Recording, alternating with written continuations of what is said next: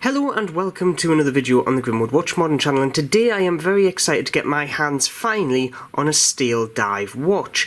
In this case, the 6105-8110 Homage, or the Captin Willard Homage from Apocalypse Now. Now, I have already done a homage of this watch, but a Helm Dollar one. If you haven't seen that review, please click the link above. It was a very good watch. However, I think this one actually beats it just for the full price point and the quality and everything else, and I think this is the biggest reason at this moment in time why you shouldn't buy a Seiko. So without further ado, let's crack on with the review. First things first, let's cover the specifications. So case diameter is 44mm, lug to lug is just shy of 47mm, we have a case thickness of 12mm, and we have a lug width of 20mm. Ticking in the back of this is a good old NH35 movement, good old workhorses. It's one of my most favourite movements out there. We have a sapphire crystal in the top, we have a screw down crown, we also have a screw down case back to give a lovely 200 meter water resistance rating. We have a 120 click unidirectional bezel there. We also have obviously the whole stainless steel case 316. Overall weight on this is around about 90 grams, 91 grams without the strap. It does come with a choice of straps. The one I have gone for here is the rubber. We also have a lot of super luminova on here, including the fully loomed bezel insert, and all of this cost me £110. Where are you going to get a watch of this spec anywhere else? So with all the specifications looked over, let's move on. So, it is quite a big claim I'm making that this watch right here is the reason, or one of the reasons, why I would not buy a new Seiko again. Well, let's put it this way. Seiko re-released the Captin Willard Apocalypse Now turtle within recent years. Now, if you want that on your wrist today, you'd be looking at paying £1,200. And in all honesty, if you had both watches together other than the logo on the video, I don't think you'd be hard pushed to see many differences. And between you and me, I don't see £1,100 difference between this watch and the Seiko re-release. Don't get me wrong, you do have a better movement with the 6R35 in there, 70 hours power reserve, yada yada yada. However, the whole intents and purposes, that movement is basically a redo of the NH35. The architecture is basically the same, it just uses some different materials in the construction, such as a different mainspring and a different hairspring. Is that worthy of nearly 4 figures? Personally, I don't think so. So let's just dive in. Now, starting off at the dial, it's thoroughly just the Seiko 6105 style through and through. The only real differences you have is obviously the Steeldive logo up there, 12 o'clock, and that is basically it.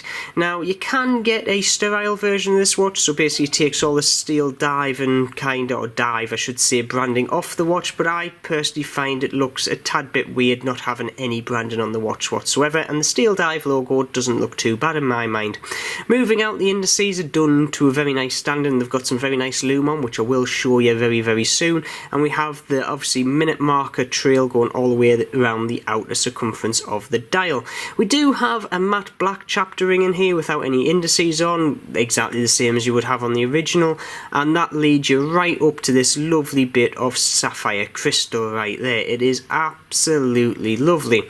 We do have a ceramic insert in here, a fully loomed ceramic insert as well, just kind of improving on the original design in my mind. I do like fully loomed ceramic inserts, and I think it's very, very clean looking because you don't actually have that pip sticking out at 12 o'clock, which, to be honest, is very, very nice.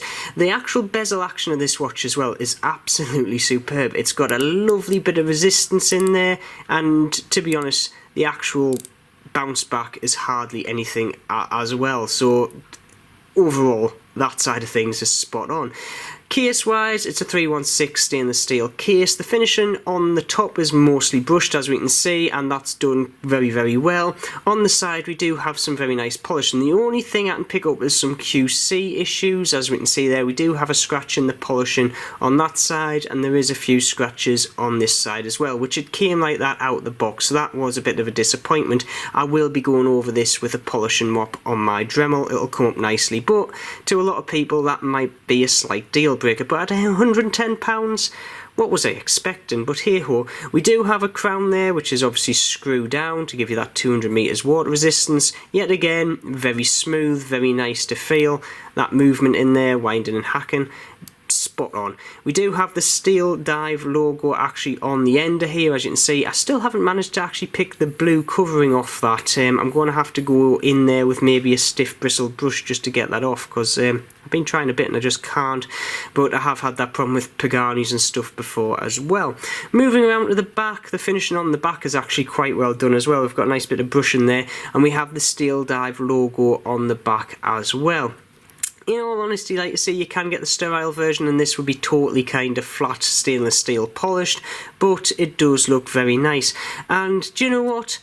I am just blown away with this watch. The specifications are spot on. Lume wise, the Steeldive is absolutely spot on. We do have Swiss C3 Superluminova on the actual dial and hands, and moving up to the fully loomed insert, we've got BGW9 to give you a lovely blue and green contrast. And compared to my SKX 009 and also a Zelos hammerhead, it is more than a contender. The lume for this watch just shines through and lasts for hours. For a £110 watch, that is absolutely amazing. So with that, let's move on. Moving on to the strap, and the strap I've gone with is actually a Steeldive rubber.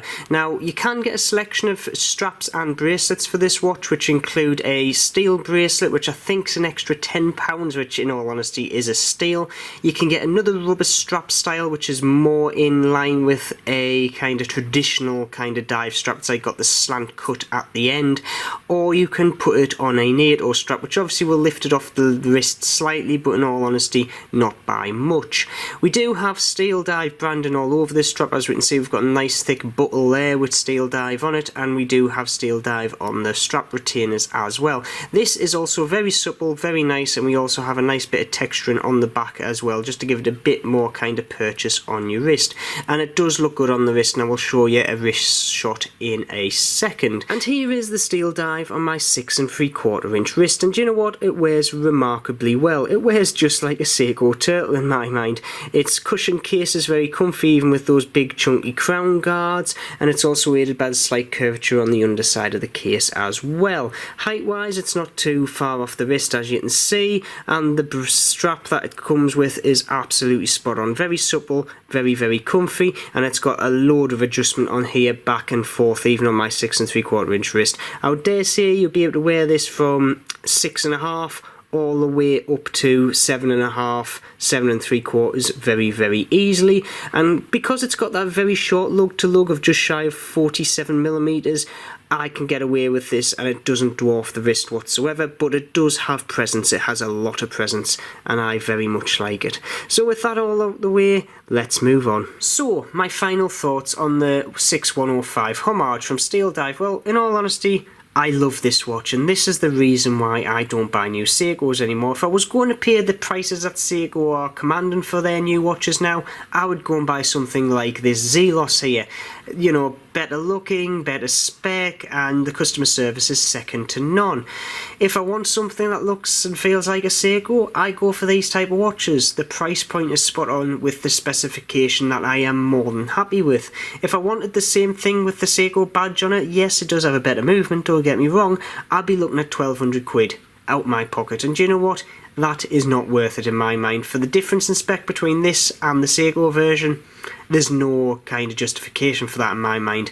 And the days of the £200 ISO dive Seiko are long gone.